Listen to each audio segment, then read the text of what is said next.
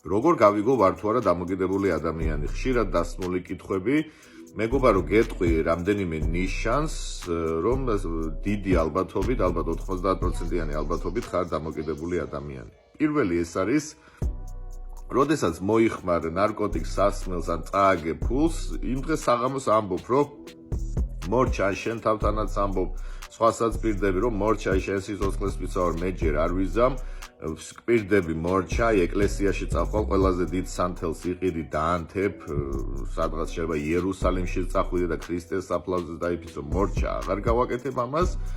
მაგრამ იერუსალიმი და რო ჩამოყვალ თბილისის საერთაშორისო აეროპორტში, პირველი რასაც აკეთებ, ან ფაქტზე რეკავ შენ ნაცნობ დილერთან, ან მეგობართან, ან ისევ რიცხავ სლოტ აპარატებს და იწყებ თამაშს. ამას აკეთებ არა იმიტომ, რომ ცუდი ადამიანი ხარ, უბრალოდ ეს კომპულსიური და დამოკიდებული ჩვევები, ანუ გმართავს იმ მომენტში და უბრალოდ არ შეგიძლია მართო შენი ემოციები და მართო საკუთარი თავი.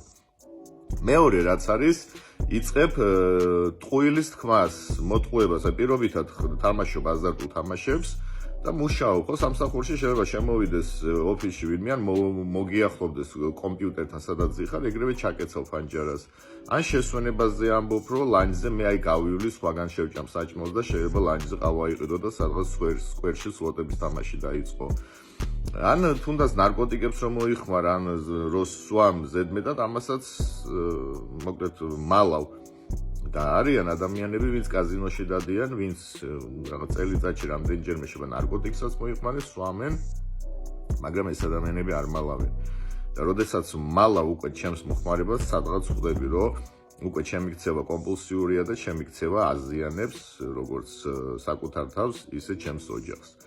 და მესამე ნიშანი, მეგობარო, რაც არის, შენი შემოსავლების ალბათ 90%-ს, ხანდახან 100%-ს ხარჯავ მოხმარებაში, თამაში. შეიძლება დილით გაიღვიძო და საჭმელი გინდოდეს, მაგრამ წახვიდე და რაღაც ქსინი იყიდო, ან მეტადონი, ან ალფა-პევები, ან არ ვიცი სლოტებში ჩარისხო და მთელი დღე შეიძლება მშიერმა იარო ამის გამო. ანუ არჩევანს ყოველთვის აკეთებ ნარკოტიკზე და თამაშზე, ვიდრე რაღაც საკუთარ კეთილდღეობაზე, საკვებზე და ასე შემდეგ. ასევე შეგიძლია უბრალოდ ცუდად იყო და ადგეს სახლიდან რაღაც ნივთიც წაიღო და შენ თავს უთხრა, რომ მე ამას აუცილებლად დავაბრუნებ და რა თქმა უნდა იმ მომენტში გჯერა რომ დავაბრუნებ, მაგრამ 100-დან 99% შემთხვევაში ეს არ ხდება და ის ნივთი უბრალოდ ან ლომბარდში რჩება და შემდეგ ოჯახის წევრებს გამოვაქვს ისე უკან.